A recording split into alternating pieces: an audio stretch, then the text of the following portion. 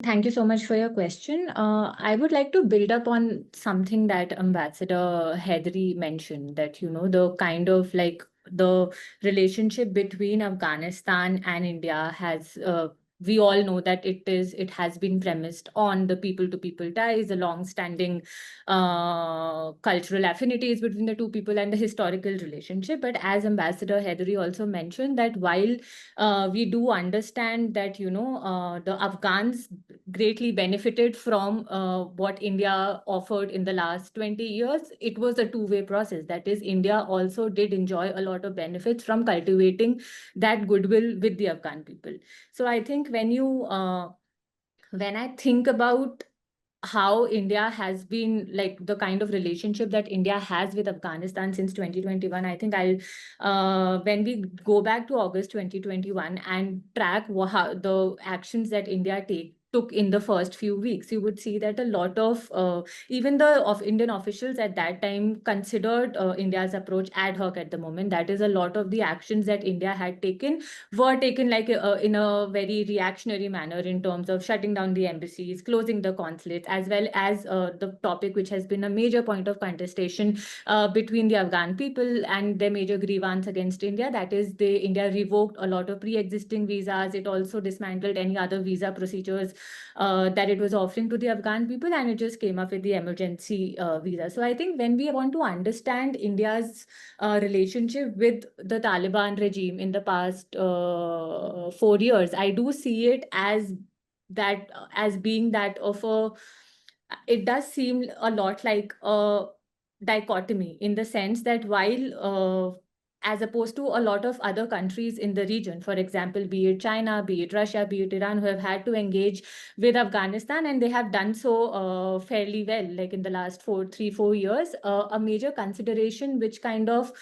prevented India initially from having a cohesive approach towards Afghanistan was the fact that it faced a dilemma which not a lot of other countries faced. That is, even though it was cognizant of its own security concerns, it was cognizant of the fact that there is now a regime in power in Afghanistan, and there is much less clarity about the implications that it could have for the region. It also had to be mindful of the fact that, it does share a lot of goodwill with the Afghan people that a lot of other countries do not share. And so the expectation that the people of Afghanistan have with India, they might not have similar expectations with other countries. So I think because of this added expectation that was posed on India, India's initial policy response, and even now the engagement with Afghanistan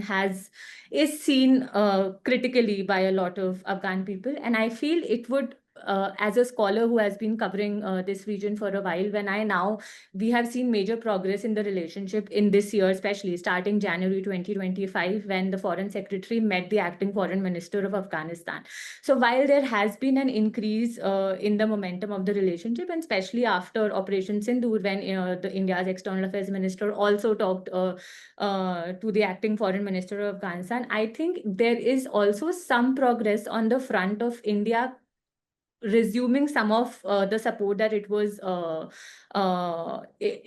wants to give to the Afghan peoples. Like, in terms of, while a lot of the kind of visas that were given before the Taliban came into power, while it has not reopened or it has not expanded in the same scale and degree, there has been some progress on that front. Like in April 2023, in the Indian website, India's visa portal did show that they have opened different kind of visas for Afghan people, and those visas range for students, their dependents, medical visas, for businessmen, and for sports and other programs. So while that still does not make up for a lot of other things that India could have done, I feel that it took a while for India to kind of reach that point, but now there is some attempt to take both things in tandem. That is, because of the